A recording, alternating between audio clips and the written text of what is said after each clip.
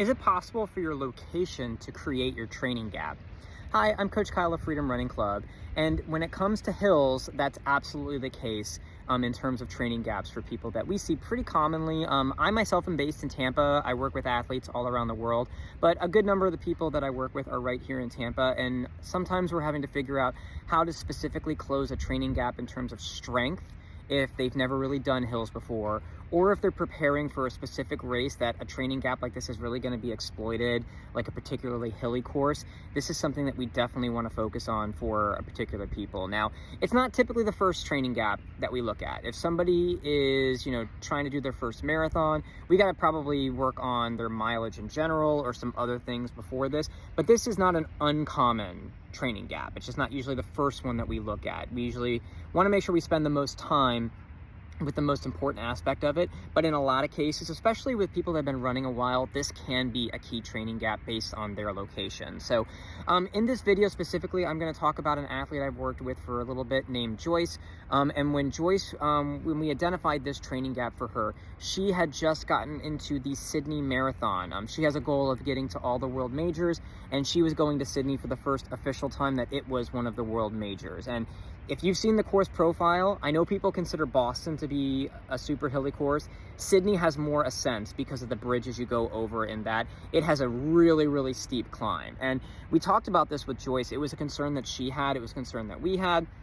Joyce is over 70 years old, and living in Tampa here, we wanted to make sure that we were specifically closing this training gap, because basically for her, she's not worried necessarily about, she wants to run good times, but in this one, she just wanted to meet that cutoff and not to have an issue in terms of finishing. Now, I knew that we could get her to this point with 6 months of training for this specifically, but that was her fear, that she was going to go all the way from Tampa to Sydney from Tampa and not finish the race because she wasn't prepared for these hills. So that was a key that we really wanted to work on with her. And essentially what we did is we just fed a bunch of different types of hill workouts to her, during that time frame, kind of progressing through it. Now, Joyce uses the Galloway method, so the run walk method. So we did a couple of different things for her because we wanted to make sure that she could, manage when her heart rate got high, but also worry about like the strength in her legs that she would need. So we built in some longer runs where she was going over and back. There's a really nice hill, and if you're a favorite of this page, you've seen some of the hill runs we do, where she had a real nice safe route where she could go over and back on this road that's separated from the road itself. It's a sidewalk that's separated by a cement barrier, and she was able to get 5, 6, 7, 8 miles at a time, just going over and back and over and back, and not just worried about the uphill in terms of strengthening her legs, but also the downhill. And people don't really realize that until they've run their first marathon that is really downhill. People think, oh, downhill is going to be fast, until you get that eccentric stretching of that muscle that can cause a ton of fatigue. When I ran Grandma's Marathon both times, I really felt that in my legs going downhill. It's a net downhill course, but you really can feel that in your legs if you haven't done a lot of this. So it wasn't just about the uphill. We were telling her, make sure when you're doing your on cycles, you're also doing this on the downhill. So you're getting both strength aspects of really climbing those hills, and then you're also getting it on the downhill. But that wasn't the only type of hills. That would be pretty simple, just go and do one run each week there. And we did at least one of these each week for her. But we would also do faster, shorter little bursts, kind of similar, not just like the Jeffing method, but really like faster hills where we would say, we're going to do 50 meters really, really fast. We're going to do 120 meters really, really fast, and then walk a little bit and then get into your run walk cycle and then do another burst. What this does is not only develop additional strength, it's putting more physiological stress on the heart. Now, Joyce would have an issue sometimes with her heart rate spiking. And so what we wanted to do was figure out how can we add some extra strength with those faster, short hill intervals, mini hill intervals, just far enough. We were not going further than 180 meters for her, 180, 200 meters, right around there. Nothing longer than that, because that would be too much for the type of training we're dealing with here. The longer hill over and backs would get that.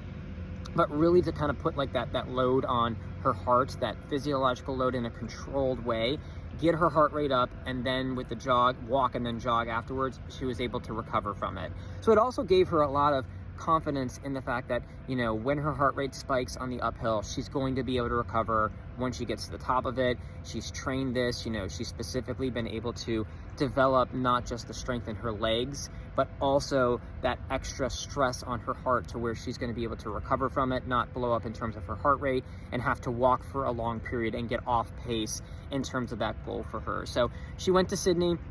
She actually ran faster than she expected to, maybe not faster than I expected her to, but faster than she expected to, because again, she just wanted to get under that. I think it was a 7 hour, right around 16-minute pace. She was significantly faster than that. One of her fastest marathon times in recent memory. She's been working with us for about 2 years, and she had a big stretch of not finishing marathons. So we've really kind of gotten her back onto that track of, you know, successful training, consistent training along with it. But we found this training gap that we could really kind of exploit, and you know, was, again, I've talked about this. Training gaps are opportunities. They're not really weaknesses. They're opportunities for you to improve. And even at 70 plus years old, there was still a training gap there that we could find, identify, and improve on. Get that opportunity, figure out how we can take this, maybe what could be considered a weakness right now, and that's the opportunity to really improve, so that not only can you go out there and run the race and complete it for her in terms of her major marathon quest, but also, you know, run a faster time than she was expecting, which is just fantastic. So that's how your location definitely can be a training gap. So if you're someone that's in a more flat area, you know, Tampa is known for this, but you know, we can find hills. You know, we have bridges here. You know, there's different ways that you can get the training that you need. Don't just throw up your hands and say, you know, I can't do it. You know, if you're someone that's in a very cold location, you may need to do some treadmill running at some point. For us here in Tampa, there's some cold mornings, but there are days where I have to do half my long run outside and then finish on the treadmill because it's just too hot in the middle of the summer to do a 20-mile long run, but you still have to do it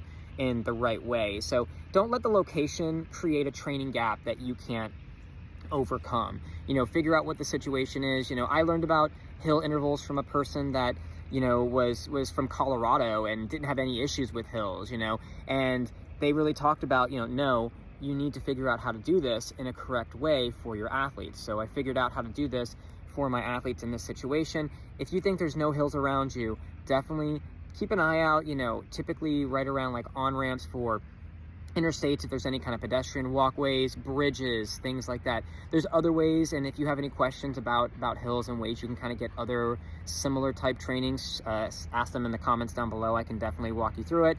But there's never going to be a perfect situation, no matter what you do.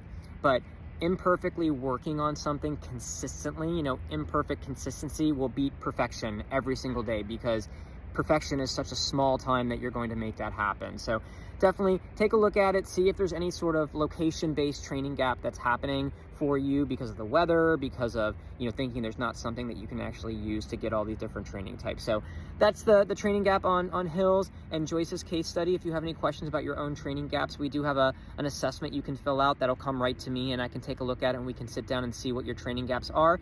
And again, if you have any specific questions, ask those in the comments down below. Guys, first time breaking 15, join FRC. It's worth it.